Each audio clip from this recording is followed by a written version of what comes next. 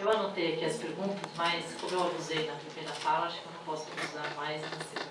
Mas eu tive boas professoras aqui na mesa, como vocês podem perceber, aprendi a alongar o tempo um pouquinho. Aí eu acho que eu vou tentar colocar algumas coisas que eu acho que muita gente falou. Peço desculpa já em não responder todas as questões, mas eu acho que tem alguns aspectos que são importantes, né? Quando a Elisete coloca essa questão da não implantação do ciclo, né, eu acho que isso é importante a gente colocar, e eu acho que isso é uma leitura que, em grande medida, parte da rede faz, né? Que não houve essa implementação e nem poderia ter sido um processo também de implementação homogêneo e que todas as escolas fizessem isso. Mas hoje, por exemplo, na escola que eu trabalho, a gente fez uma discussão, e qual que era a discussão com os pais dos alunos e com os professores? Era justamente uma tentativa de rediscutir a questão curricular, como que a escola se organiza, que tipo de experiência a gente pode fazer para tentar ter uma integração entre as disciplinas, ter uma outra leitura sobre o processo dos alunos. Então, na verdade, o que eu acho que o que é importante a gente colocar em relação a essa proposta, eu acho que houve um avanço considerável na rede de São Paulo quando se colocou esse debate com a rede, né, e lançou as bases para isso. Então eu acho que o retrocesso imenso é a gente não fazer esse diagnóstico de que não conseguiu se aprofundar em várias coisas e a gente buscar o caminho para que isso possa ser feito. Então não é aquele debate, é ciclo. Eu acho que é um debate que a gente tem que fazer de superar essas concepções. Eu concordo muito com a fala aí do Nilson sobre a questão da exclusão e da reprovação, porque a gente está lançando mão de argumentos e de estratégias que nos colocam numa condição difícil para garantir, para viabilizar que a escola possa ter uma outra prática, que é essa. E isso foi o que o presidente da Comissão de Educação lamentavelmente falou no lançamento, né, que foi uma coisa que a gente estava lá, o nosso setor esperneante, até o pessoal começou a reclamar, porque a gente estava reclamando, que é abrir o lançamento dizendo obrigada, prefeitura, obrigado, prefeito Haddad, porque no momento que eu estudei, a escola era boa, reprovava, tinha lição de casa, tinha prova, e todo mundo era obrigado a aprender, então muito obrigado. Então esse é o tipo, e eu tenho certeza que ninguém tinha lido muito aquela proposta naquele momento, porque foi o dia que a imprensa teve acesso, inclusive, né, foi o primeiro dia que as pessoas puderam ler. Então, acho que temos que reconhecer, sim, essa dificuldade da implementação do ciclo e disso desdobrar o seguinte: o que vai viabilizar outras propostas na escola? Vai viabilizar quando a escola tiver condição de pensar a sua prática, produzir, experimentar caminhos e fazer esse trabalho com o seu coletivo de educadores e com os professores. Uma coisa que me chamou a atenção, esses dias eu peguei um caderninho, que era da época aí do debate, até sobre a fala que a Sônia fez do diagnóstico. Então era um caderninho que apresentava os dados de um levantamento feito na rede, né? Então foram levantadas várias questões para as escolas responderam, né, colocando suas opiniões e outras informações, e o caderninho era muito interessante, porque o caderninho apresentava os dados e o caderninho ia discutindo com as pessoas. Era um pouco assim: 75% dos professores responderam isso, mas nós achamos que existe uma... Isso é uma forma de você fazer um debate que considera a opinião do professor, mesmo que você discorde dessa opinião, considera o trabalho que a pessoa está fazendo e vai propor algum processo de que, em que a escola debata e que as pessoas vão se apropriando disso. Eu acho que isso é de um respeito imenso, de um diálogo imenso, e isso é a possibilidade de transformações de prática, né?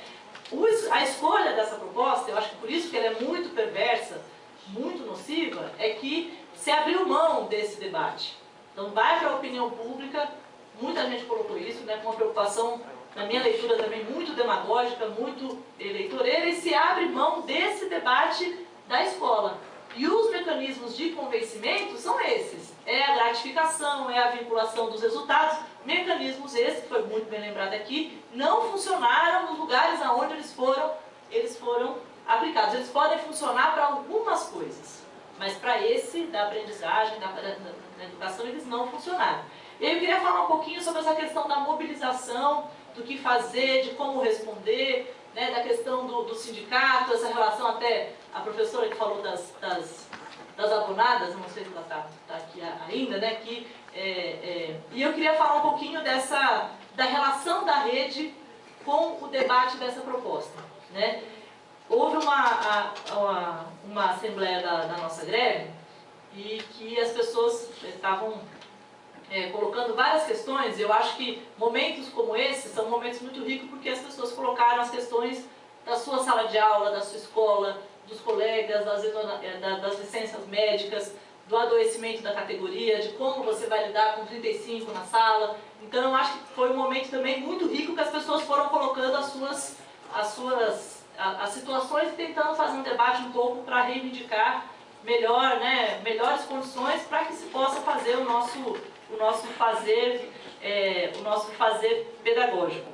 E a resposta que foi dada durante todo o período e essa discussão da reposição, eu acho muito, muito séria, porque é verdade, a situação que as escolas passaram depois desse processo da greve foi a divisão, né? Então, em um momento tem a formação dos que fizeram a greve, no outro momento tem a reposição, né, os que não fizeram a greve fazem a sua reunião, no outro momento os que fizeram a greve vão no sábado de manhã fazer a sua reunião, então é uma coisa muito nociva que joga um pouco nessa divisão da categoria e até recoloca o que é esse compromisso profissional.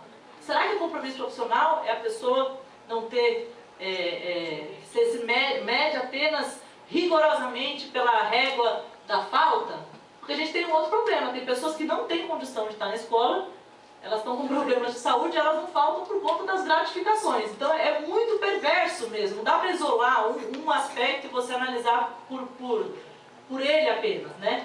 E eu fiz questão de colocar essa questão aí da mobilização, do sindicato, que eu acho que é um espaço importante, né? A gente faz o debate na escola, mas a gente tem que fazer esse debate em muitos lugares, né? E essa discussão de como se falar com a comunidade. Eu fico estarrecida quando eu vejo uma proposta que diz que os pais não vão entender se não for de 0 a 10.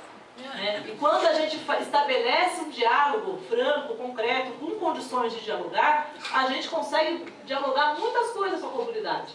Como, por exemplo, o debate que a gente tem feito sobre as férias na educação infantil, que todo mundo dizia que a gente não seria capaz de convencer e de ter uma posição comum com os pais num aspecto. Os próprios momentos de greve, tem muitas escolas que a comunidade nos apoia, então nossos alunos de da escola falam assim: professora, quer que a gente não venha para as aulas, os professores que não estão fazendo greve?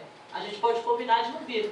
Então, assim, percebeu, vocês têm que fazer isso, vocês têm que parar, vocês estão corretos. Então, eu acho que esse rebaixamento aqui do que é conversar com a população diz muito também de uma concepção, inclusive, política e pedagógica de como a gente, do fazer educacional. E para terminar, acho que tem vários aspectos da proposta que são disso, né, não tem nenhuma consideração, e ao longo eu participei de muitas reuniões na minha região. E dependendo de quem ia fazer a reunião, a proposta era outra. Era uma coisa incrível, né? Não estou entendendo, né? Aí você fala assim, mas você pode dizer que página está isso? O próprio debate da docência compartilhada, eu concordo com a ideia, eu trabalhei já em lugares que a gente tinha isso. Mas não é o que está aqui, exatamente, e a cada pessoa que falava uma coisa diferente, né? E chegou um dado momento no debate que mudou um pouco o discurso. Disse o seguinte: o prefeito foi eleito, houve um plebiscito na sociedade e isso responde a qualquer necessidade de exime, inclusive, da participação, da consulta. Então nós tivemos outorga pela eleição de implementar qualquer proposta. Até acho que é legítimo que se faça isso, mas para de escrever nos papéis que vai ter diálogo, que vai ter participação, assuma isso e faça isso. Então eu acho que essa discussão dos conceitos, né, das nossas defesas virarem outras coisas, eu acho que a gente tem que recolocar. E para o Léo, assim, nós temos proposta, Léo. Eu acho que nós temos um acúmulo, né, nós temos experiências, nós temos um pouco algumas pistas de por onde isso pode se dar, né, e eu acho que tem uma importância da gente fazer esse debate com os nossos colegas, né, em relação ao governo, e colocar um pouco o tanto que é nefasto você colocar na pauta coisas que a gente, pelo menos, né, tinha tem uma concepção arraigada em muitos colegas, mas a gente tinha um embasamento e a gente tinha uma forma de fazer o debate um pouco diferente. Essa proposta nos coloca numa desvantagem imensa para fazer um debate mais progressista em relação à educação. Obrigada.